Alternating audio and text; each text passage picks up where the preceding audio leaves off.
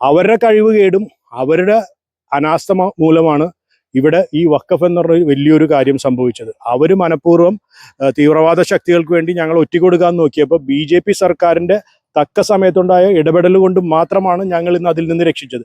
അതുമൂലം നന്ദിയുടെ സൂചകമായി ഇവിടെയുള്ള ആൾക്കാരെല്ലാവരും BJP ചേരുകയും BJPക്ക് വേണ്ടി വോട്ട് ചെയ്യുകയും CPMന്റെ കോൺഗ്രസിന്റെ സജീവ പ്രവർത്തകരായിരുന്ന ആൾക്കാരെല്ലാവരും BJP മെമ്പർഷിപ്പ് എടുക്കുകയും ചെയ്തപ്പോൾ ഇവർക്ക് നിക്കക്കള്ളിയില്ല. വളരെ ശരിയാണ്. എന്താന്ന് വെച്ചാൽ എങ്ങനെയൊക്കെ നമ്മൾ BJP ജയിച്ച 1-ാം വാർഡിൽ ആകെ ജയിച്ച പിന്നെ ഒരു 13-ാം വാർഡിലാണ്.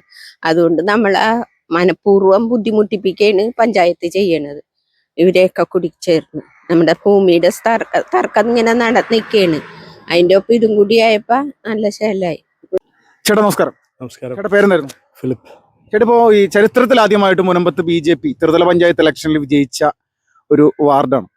അപ്പോൾ ഇവിടെ ഈ BJP വിജയിച്ചതിന് ശേഷം കുടിവെള്ളക്ഷാമം അതിരൂക്ഷമായിട്ട് മുന്നോട്ട് പോകുന്നു എന്നുള്ള ഒരു വലിയ ഒരു പ്രശ്നം ഇവിടെ നിലനിൽക്കുകയാണ്. എന്താണ് ഇതിന്റെ കാരണം? എന്താണ് വലിയൊരു പ്രശ്നമായി മാറിയിരിക്കുന്ന ഒരു മനുഷ്യന്റെ ജീവിതത്തിൽ ഏറ്റവും കൂടുതൽ ആവശ്യമുള്ള ഒരു ധാതുവാണ് കുടിവെള്ളം എന്ന് പറയുന്നത്. അതിപ്പോൾ മനഃപൂർവ്വം ഞങ്ങളിൽ നിന്ന് എടുത്തു മാറ്റിയിരിക്കുകയാണ്. അതായത് ഞാൻ പറയും മനഃപൂർവ്വം, അതായത് ഒരു ഉപദ്രവിക്കുകയാണ്. ഈ 1-ാം വാർഡിലെ ആൾക്കാരെ ഈ പള്ളിപ്പുറം പഞ്ചായത്ത് ഭരിക്കുന്ന CPMന്റെ നേതൃത്വത്തിൽ ഒരു ഉപദ്രവം നടന്നുകൊണ്ടിരിക്കുകയാണ്.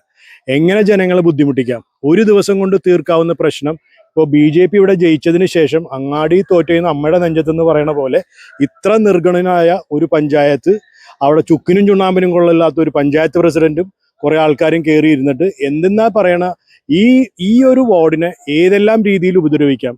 കുടിവെള്ളം എന്ന് പറയുന്നത് ഇന്ന് നിങ്ങളൊരു രാത്രി 10 മണിക്ക് ശേഷം നിങ്ങൾ ഞങ്ങളുടെ കൂടെ ഒന്ന് വന്ന് ഈ പാലത്തുമ്പോൾ നിന്ന് നോക്ക്. 10 മണിക്ക് ശേഷം മറ്റുള്ള അക്കരയിലുള്ള ആൾക്കാർ ഉറങ്ങിക്കഴിയുമ്പോൾ ഇവിടെയുള്ള ആൾക്കാർ ഓട്ടോറിക്ഷയും ബൈക്കും കിട്ടാവുന്ന വാഹനങ്ങൾ ഉപയോഗിച്ച് കന്നാസും ഡ്രമ്മുകളുമായിട്ട് പോയി വെള്ളം ശേഖരിക്കേണ്ട ഒരു ഗതികേടിലേക്ക് ഈ പഞ്ചായത്ത് ഞങ്ങൾ എത്തിച്ചിരിക്കുകയാണ്. അതായത് ഇതിനു മുമ്പ് ചുക്കിനും ചുണ്ണാമ്പിനും കൊള്ളില്ലാത്ത ഒരു പഞ്ചായത്ത് പ്രസിഡന്റ് വന്നിട്ടാണ് ഇവിടെ ഈ റോഡ് മുഴുവനും വെട്ടിപ്പൊളിച്ചോ. 9 മാസം മുമ്പ് പണിതൊരു റോഡ് ഈ പഴയ പഞ്ചായത്ത് പ്രസിഡന്റ് ഉണ്ട്, രാവ് ഏതാണ് പകലേതാണെന്ന് അറിയാൻ പാടില്ലാത്ത ഒരു പഞ്ചായത്ത് പ്രസിഡന്റ് വന്ന് ഈ റോഡ് മുഴുവനും കുത്തിപ്പൊളിച്ച് ആ കുത്തിപ്പൊളിച്ച റോഡിൽ ഇന്ന് ആൾക്കാർ വീണിപ്പോൾ ഒരു 10-15 ആക്സിഡന്റോളം വന്നിട്ടുണ്ട്. ഈ കുടിവെള്ളത്തിന് വേണ്ടി എന്നും പറഞ്ഞാൽ ഒരു കുത്തിപ്പൊളിച്ചാണ്. ഇത്ര നിർഗുണമായ ഒരു പഞ്ചായത്ത് എനിക്ക് തോന്നുന്നു കേരളത്തിലില്ല. കാരണം വേറൊന്നുമല്ല, ഇത്ര വരുമാനമുള്ള ഒരു പഞ്ചായത്തും കേരളത്തിലില്ലെന്ന് ഞങ്ങൾ പറയും. അപ്പോൾ CPMന്റെ നേതൃത്വത്തിൽ ഞങ്ങൾക്കെതിരെ ഇപ്പോൾ ഒരു വലിയ ഉപദ്രവമാണ് നടന്നുകൊണ്ടിരിക്കുന്നത്. ദ്രോഹിക്കണം എന്ന് പറയില്ല, ഒരു മനുഷ്യനെ പച്ചയ്ക്ക് എങ്ങനെ ദ്രോഹിക്കാം, അതാണ് പള്ളിപ്പുറം CPM ഭരിക്കുന്ന പള്ളിപ്പുറം പഞ്ചായത്ത് ഈ 1-ാം വാർഡിലെ ജനങ്ങളോട് ചെയ്തുകൊണ്ടിരിക്കുന്നത്. ഇപ്പോൾ ഇത് BJPക്ക് വോട്ട് ചെയ്ത മുനമ്പം ജനതയോടുള്ള പ്രതികാരം തന്നെയാണോ ഇത് CPMന്റെ? തീർച്ചയായിട്ടും. കാരണം അവരുടെ കഴിവ് കേടും അവരുടെ അനാസ്ഥ മൂലമാണ് ഇവിടെ ഈ വഖഫ് എന്ന് പറഞ്ഞ വലിയൊരു കാര്യം സംഭവിച്ചത്. അവർ മനഃപൂർവ്വം തീവ്രവാദ ശക്തികൾക്ക് വേണ്ടി ഞങ്ങൾ ഒറ്റിക്കൊടുക്കാൻ നോക്കിയപ്പോൾ BJP സർക്കാരിന്റെ തക്ക സമയത്തുണ്ടായ ഇടപെടൽ കൊണ്ട് മാത്രമാണ് ഞങ്ങൾ ഇന്ന് അതിൽ നിന്ന് രക്ഷിച്ചത്. അതുമൂലം നന്ദിയുടെ സൂചകമായി ഇവിടെയുള്ള ആൾക്കാരെല്ലാവരും BJP ചേരുകയും BJPക്ക് വേണ്ടി വോട്ട് ചെയ്യുകയും CPMന്റെ കോൺഗ്രസിന്റെ സജീവ പ്രവർത്തകരായിരുന്ന ആൾക്കാരെല്ലാവരും BJP മെമ്പർഷിപ്പ് എടുക്കുകയും ചെയ്തപ്പോൾ ഇവർക്ക് നിക്കക്കള്ളിയില്ല. ഇപ്പൊ ആകെ അവരുടെ കൂടെ ഉള്ളത് കുറെ മണ്ടന്മാരായ പൊട്ടന്മാരായ കുറെ CPMകാരുണ്ട്. അവന്മാർക്ക് അവരുടെ വീട്ടിൽ വെള്ളം വന്നിട്ടും അവർക്ക് പ്രശ്നമില്ല, വെള്ളം വരുന്നില്ല, എന്നിട്ടും ആ പാർട്ടിനെ സപ്പോർട്ട് ചെയ്ത് ഇവിടെ നടക്കുകയാണ്. അപ്പൊ ഞാൻ വീണ്ടും പറയുന്നു, ഉപദ്രവിച്ചുകൊണ്ടിരിക്കുകയാണ് ഞങ്ങളെ. BJP ജയിച്ചതിന്റെ സാധാ ഭാഷ എന്ന ചൊറിച്ചിലാണ് ഇവന്മാർക്ക്. ഇപ്പോൾ ഏകദേശം 90% ക്രൈസ്തവർ സംഘടിതമായിട്ട് താമസിക്കുന്ന ഒരു വാർഡ് കൂടിയാണല്ലോ ഈ 1-ാം വാർഡ്. അപ്പൊ ഇവിടെ BJPക്ക് വോട്ട് ചെയ്ത് വിജയിപ്പിച്ചതും യഥാർത്ഥത്തിൽ ക്രൈസ്തവർ സംഘടിതമായിട്ട് വോട്ട് ചെയ്ത് വിജയിപ്പിച്ചു തന്നെയാണ്. അപ്പോൾ ഇത് ഒരു ക്രൈസ്തവ വിഭാഗത്തിനോടും കൂടിയുള്ള ഒരു വെല്ലുവിളിയായിട്ട് കണക്കാക്കാൻ സാധിക്കില്ല CPMന്റെ? ഇത് ഹൈന്ദവരും ക്രൈസ്തവരും ഒരുമിച്ച് നല്ലൊരു ഒരുമയോട് കൂടി പോകുന്ന ഒരു വാർഡാണ്. അപ്പോൾ ആ ഒരു രീതിയിൽ അവർക്ക് ഞാൻ പറയില്ലേ, അവരുടെ ആധിപത്യം നഷ്ടപ്പെട്ടു. അവരുടെ കൂടെ അവർ വിശ്വസിച്ചിരുന്ന വെച്ചാൽ ആൾക്കാർ എല്ലാവരും BJPയിൽ ചേർന്ന് അവർ വിളിച്ചു കഴിഞ്ഞാൽ ആരും ചെല്ലാത്തൊരവസ്ഥയായി. കുറെ മണ്ടന്മാരും കുറെ പൊട്ടന്മാരും അവരുടെ കൂടെ ചെല്ലണം എന്നല്ലാതെ ബുദ്ധിയും വിവേകമുള്ള കുറെ ആൾക്കാരെല്ലാവരും BJP ചേർന്നു. അപ്പൊ അതിന്റെ ഒരു ദേഷ്യവും കൂടിയാണത്. ഇപ്പോഴത്തെ ഒരു സിറ്റുവേഷനിൽ ഇവിടുത്തെ ജനങ്ങളുടെ ഒരു പ്രതികരണം, ഇവിടുത്തെ വാർഡിന്റെ മെമ്പറോട് അടക്കം എങ്ങനെയാണ് ജനങ്ങൾ സംസാരിക്കുന്നത്? എങ്ങനെയാണ് ഈ ഒരു വിഷയത്തിൽ? ഞങ്ങളുടെ മെമ്പറിന് ഒരു പരിധിയുണ്ട്. കാരണം ഇവിടെ BJPക്ക് ഈ പള്ളിപ്പുറം പഞ്ചായത്തിൽ 2 മെമ്പർമാരുള്ളൂ. അപ്പൊ അവർക്ക് ചെയ്യാവുന്ന ഒരു ഏറ്റവും വലിയൊരു കാര്യം എന്ന് പറഞ്ഞാൽ അവർക്ക് മുകളിലിരിക്കുന്ന അധികാരികളോട് സംസാരിക്കാം. ഞാൻ പറഞ്ഞില്ലേ, ഈ 22 എനിക്ക് കറക്റ്റായിട്ട് എത്ര വാർഡുകൾ ഉണ്ടെന്ന് എനിക്കറിയാം. വെള്ളം അതിൽ ചെറിയൊരു ഇത്രയും വാർഡുകളിൽ വെള്ളം വരാമെങ്കിൽ ഈ 1-ാം വാർഡിൽ മാത്രം എന്താണ് പ്രശ്നം? ഈ 1-ാം വാർഡിന്റെ പ്രദേശങ്ങളിൽ ആർക്കും ഒരു വിഷയമില്ല. 1-ാം വാർഡ് ഞാൻ പറഞ്ഞില്ല, മനഃപൂർവ്വം 8 ലക്ഷം രൂപയ്ക്കെന്നും പറഞ്ഞിട്ട് ഒരു പൈപ്പ് കൊണ്ടുവന്നു ഇലക്ഷന് മുന്നോടിയായിട്ടിട്ട് അതിപ്പോ കംപ്ലീറ്റ് ആയിട്ട് അത് മൂടിക്കളഞ്ഞ്. അപ്പോൾ ഈ ഒരു സിറ്റുവേഷന് ഒരു പരിഹാരം കാണുക എന്നുള്ളത് ഇനി BJPയുടെ ഒരു പ്രധാനപ്പെട്ട അജണ്ടയായിട്ട് മാറില്ലേ? ഞങ്ങൾക്കിപ്പോൾ ആവശ്യം കുടിവെള്ളമാണ്. ഞങ്ങൾ വേറെ ഒന്നും ചോദിക്കണില്ല, സാമ്പത്തിക സഹായമോ വേറെ ഒന്നും ചോദിക്കുന്നില്ല. ഒരു മനുഷ്യന് ജീവിക്കാൻ വേണ്ടി ഏറ്റവും വലിയൊരു ഘടകമാണ് കുടിവെള്ളം. കുടിവെള്ളം ഇല്ലാതെ എന്ത് ചെയ്യും ഞങ്ങൾ? എന്താ പറയണ, ഒരു നിർഗുണനായ ഒരു MLA കിട്ടി. ഇവിടെ ഒരു പാലം പണിത് വെച്ചിട്ടുണ്ട്, 3/4 ഭാഗം പാലവും പണിത് വെച്ചിട്ട് അദ്ദേഹം മെഡിക്കൽ ക്യാമ്പ് നടത്തി നടക്കുകയാണ്. നിങ്ങൾക്ക് മനസ്സിലാക്കണം എന്താണ് ഇവരുടെ ഉദ്ദേശമെന്ന് നമുക്ക് ഇപ്പോഴും ഒരു പിടികിട്ടണില്ല. എത്രയോ സമരങ്ങൾ ഞങ്ങൾ ചെയ്തു, പക്ഷെ എന്തെങ്കിലും ഇത് ഒരു പരിഹാരം ഉണ്ടാവുമെന്ന് വിശ്വസിക്കണം. നമസ്കാരം. പേരെന്തായിരുന്നു ചേച്ചി? എന്റെ പേര് ജാനറ്റ് ജാക്സൺ. ചേച്ചി, ഇപ്പോ ഈ കുടിവെള്ള പ്രശ്നം ഏറ്റവും കൂടുതൽ ബാധിക്കുന്ന ഒരു സ്ഥലമായിട്ട് മാറിയിരിക്കുകയാണ് ഇപ്പോൾ മുനമ്പം. ഇപ്പോൾ കഴിഞ്ഞൊരു ത്രിതല പഞ്ചായത്ത് ഇലക്ഷന് ശേഷം ഇവിടെ ഒരു ചരിത്രപരമായിട്ടുള്ള ഒരു മാറ്റം ഈ ഒരു വാർഡിലുണ്ടായിരുന്നു. BJP വിജയിച്ചു. അതിനുശേഷം രൂക്ഷമായിട്ടുള്ള ഈ കുടിവെള്ള പ്രശ്നം എന്നാണ് പറയുന്നത്. അത് എത്രത്തോളം ശരിയാണ്? വളരെ ശരിയാണ്. എന്താന്ന് വെച്ചാൽ എങ്ങനെയൊക്കെ നമ്മൾ BJP ജയിച്ച 1-ാം വാർഡിലാകെ ജയിച്ച പിന്നെ ഒരു 13-ാം വാർഡിലാണ്. അതുകൊണ്ട് നമ്മൾ മനഃപൂർവ്വം ബുദ്ധിമുട്ടിപ്പിക്കുകയാണ് പഞ്ചായത്ത് ചെയ്യണത്. ഇവരെയൊക്കെ കുടിച്ചേർന്ന് നമ്മുടെ ഭൂമിയുടെ തർക്കം ഇങ്ങനെ നടന്നിരിക്കുകയാണ്. അതിന്റെ ഒപ്പം ഇതും കൂടി ആയപ്പോ നല്ല ശേലായി. ഏകദേശം ഈ മുനമ്പം ജനതയെ വലിയ രീതിയിൽ ദ്രോഹിക്കുകയാണെന്നാണോ പറയുന്നത്? ദ്രോഹമാണ്, കടും ദ്രോഹമാണ് ഞങ്ങളോട് ചെയ്യണത്. വെള്ളം എന്ന് പറഞ്ഞാൽ ഇത്രയും നാളും കിട്ടിയിരുന്ന അവര് തുറന്നു വിടാണ്ട് വെള്ളം വരൂലല്ലോ. തുറന്നു വിട്ട വെള്ളം വരും. എല്ലാ കൊണ്ടും ഞങ്ങളെ ദ്രോഹിക്കാണ്.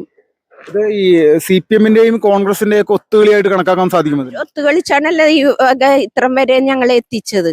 അവരൊത്തുകളിച്ചാണല്ലോ എത്തിച്ചത്. ഇനിയും വീണ്ടും ഒത്തുകളിച്ചു തന്നെ എന്ത് ചെയ്യാനാണെന്നും അവര് തന്നെ എങ്ങനെയെങ്കിലും ഇവിടെ നിന്ന് നമ്മൾ ഓടിപ്പോണം എന്നുള്ള ചിന്തയാണെങ്കിൽ അത് നടക്കൂല എന്തായാലും. ഏത് പ്രതിസന്ധിയും തരണം ചെയ്തിട്ട് ഇവിടെ തന്നെ നിലനിൽക്കും. ഇവിടെ നിൽക്കും ഞങ്ങൾ എങ്ങാട് പോകാനാണ്? ഞങ്ങൾക്ക് കിടപ്പാടില്ലാണ്ട് ഇവിടെ പോയിട്ട് എന്ത് കാര്യം? ഇപ്പോ ഈ ഇവിടുത്തെ സാധാരണക്കാരായിട്ടുള്ള ജനങ്ങൾ ഒരു പ്രതികരണമൊക്കെ എങ്ങനെയാണ്? എല്ലാരും എന്താ പറയുന്നത്? പ്രതികരണം നമുക്ക് എല്ലായിടത്തും ഉണ്ടല്ലോ പാർട്ടിയുടെ. അവരുടെ എന്ത് പറയും, നമ്മള് നമ്മുടെ പറയും. ഇപ്പൊ ഇതിനെതിരെയുള്ള പ്രതിഷേധ പരിപാടികളായിട്ട് മുന്നോട്ട് പോകാൻ തന്നെയാണ് തീരുമാനം. ഇങ്ങനെ ഇവിടെ ഇരുന്ന് ഒന്നും അനങ്ങാണ്ടിരിക്കണ കാരണമാണല്ലോ ഇവരിങ്ങനെ ചെയ്യണു. പക്ഷെ ഞങ്ങളെ കൊണ്ട് അനക്കിക്കരുത്. പ്രതിഷേധത്തോടുകൂടി ഞങ്ങൾ മുന്നോട്ട് പോകും. ഇവിടുത്തെ MLA-യോട് എന്താണ് പറയാനുള്ളത്? MLA ഞങ്ങളെ ചതിച്ചിട്ടേക്കാണല്ലോ, ആദ്യം തന്നെ ചതിച്ച്. പ്രതീക്ഷ ഉണ്ടാവുമെന്ന് തോന്നുന്നുണ്ടോ?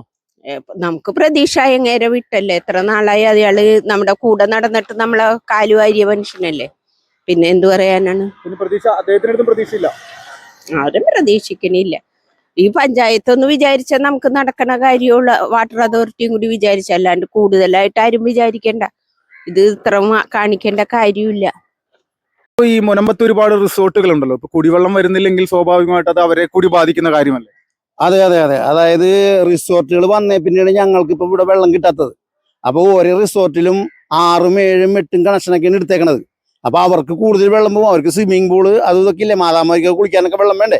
അപ്പൊ ഞങ്ങളുടെ വാർഡ് മെമ്പർ ഇപ്പൊ കുഞ്ഞുമോനാണല്ലോ, BJPയുടെ സ്ഥാനാർത്ഥിയാണല്ലോ ഇപ്പോഴത്തെ ഇവിടുത്തെ വാർഡ് മെമ്പർ.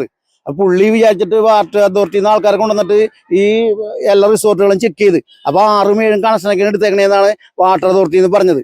പക്ഷെ അവിടെ ബ്ലോക്ക് ചെയ്ത് കഴിഞ്ഞപ്പോ അപ്പൊ തന്നെ കളക്ടറിന്റെ ഓർഡർ വന്ന് അവർക്ക് വെള്ളം കൊടുത്തോ, ജനങ്ങൾക്ക് കൊടുത്തില്ലെങ്കിലും റിസോർട്ടുകൾക്ക് വെള്ളം കൊടുത്തോളാനാണ് ഈ അവിടെ നിന്ന് വന്നത് കളക്ടറിന്റെ ഓർഡർ വന്നത്. ഞങ്ങൾക്ക് ഇപ്പോഴും വെള്ളം കിട്ടണില്ല. അതാണേ.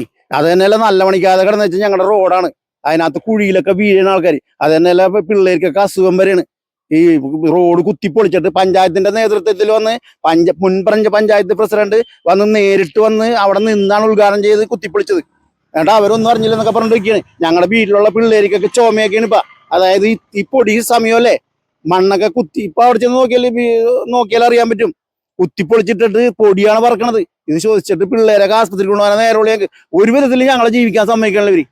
അത്രേ പറയാനുള്ളൂ. ഈ നാട് വെച്ചിട്ട് എന്താണ് ഞങ്ങളെ അധികാരം ഇലക്ഷന് ഇവര് ജയിക്കുമെന്ന് ചോദിച്ചോണ്ടിരുന്ന വെച്ചാണ്. പക്ഷെ നടന്നില്ല. ഇവിടെ BJP ജയിക്കൂലെന്നാണ് അവര് വിചാരിച്ചെന്ന് വെച്ചത്. പക്ഷെ അതെല്ലാം മാറിയില്ല. ജനങ്ങള് എന്ത് തെറ്റ് ചെയ്താലും ജനങ്ങൾ ഈ പറഞ്ഞുകൊണ്ടിരിക്കണേണ്. എല്ലാരും മാറിക്കൊണ്ടിരിക്കണ്. കേരളത്തിന്റെ സ്ഥലത്ത് ഇത് മാറിപ്പോവും. ഇവരുടെ അഡ്രസ് തന്നെ ഉണ്ടാവില്ല. ഇനി എല്ലാം ഇവര് വായ തുറക്കണം നോണ പറയാനല്ലേ. നമ്മ യൂട്യൂബിൽ കൂടി കാണണല്ലേ ഇവര് വായ തുറക്കണം ഒക്കെ നോണയാണ്. ഇപ്പൊ കേന്ദ്രത്തിന്റെ ബഡ്ജറ്റ് ഉണ്ടായി. അവര് പറയണത് കേന്ദ്രം ഒന്നും കൊടുത്തില്ല. 11,850 കോടിയാണ് അവർക്ക് കൊടുത്തത്. ഇനി ഇവർക്ക് എന്തോട് കൊടുക്കണം ഇനി കേന്ദ്രം? ഇത് ഞങ്ങൾക്ക് വിദ്യാഭ്യാസം ഇല്ലാത്ത ആൾക്കാരാണ്. പക്ഷെ ഞങ്ങൾ എങ്ങനെയെങ്കിലും ഇത് അറിഞ്ഞുകൊണ്ടിരിക്കണല്ലേ. വാട്സാപ്പ് വഴിയും യൂട്യൂബ് വഴിയൊക്കെ ഞങ്ങൾ അറിഞ്ഞുകൊണ്ടിരിക്കണ എല്ലാ കാര്യങ്ങളും. ആൾക്കാർ ഇനി പൊട്ടന്മാരാകാൻ പറ്റൂല.